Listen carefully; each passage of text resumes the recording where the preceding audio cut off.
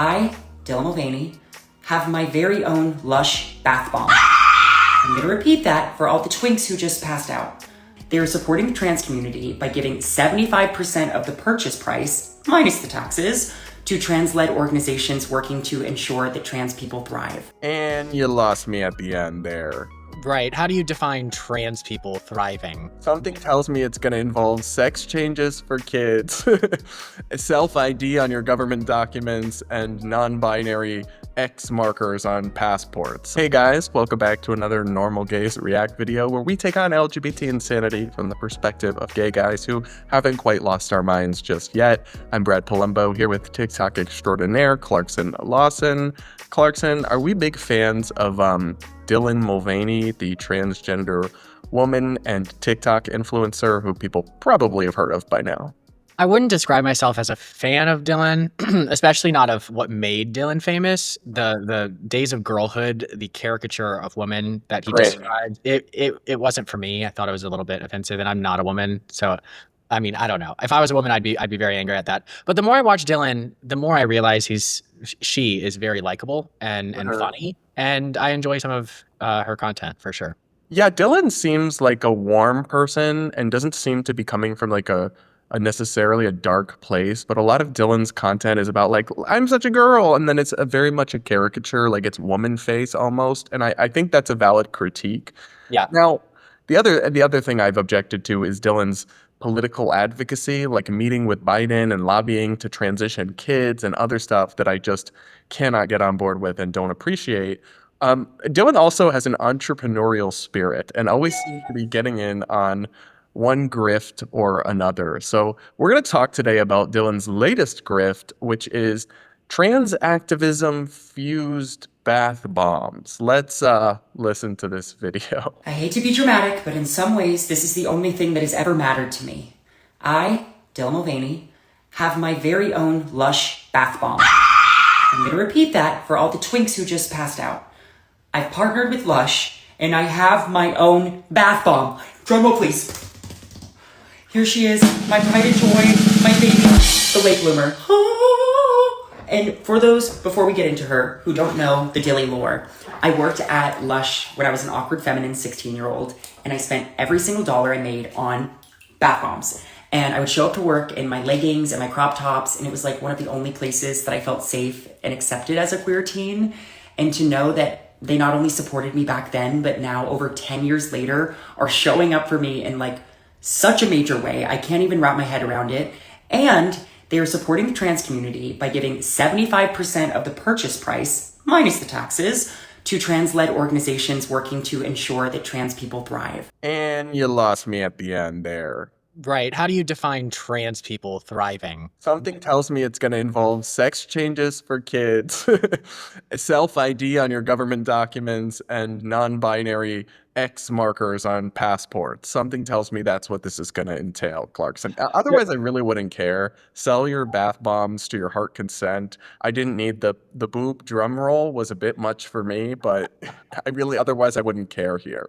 Honestly, I really enjoyed the video. Like, I think his comedic timing, or sorry, it's hard because her name is Dylan, which is a male name, so my brain wants to say him. Dylan can it be either though? Yeah, I guess. Maybe it's just my transphobia. I don't know. No, but I was enjoying the video. Like, her comedic timing is great. I think that really enjoyed the booby drum roll.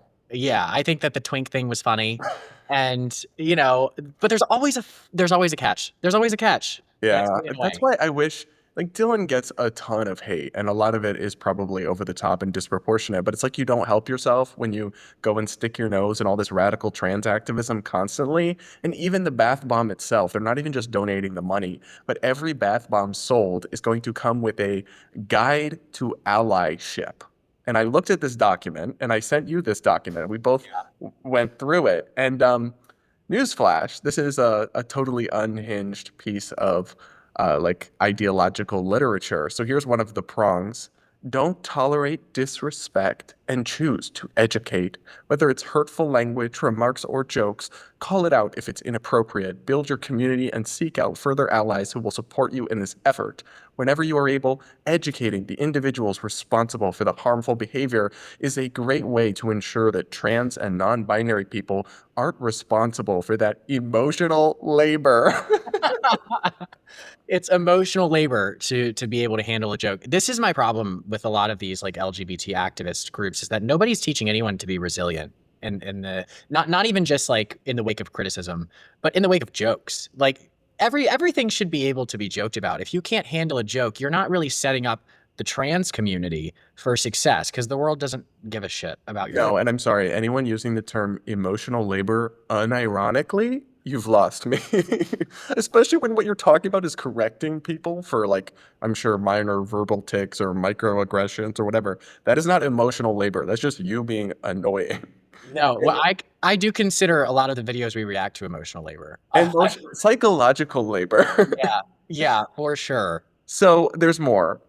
Oh God. Of course there is. Use gender-neutral language. Our everyday words and phrases are often gendered unnecessarily. By addressing a group with phrases like, welcome, ladies and gentlemen, we exclude genders and exclude people.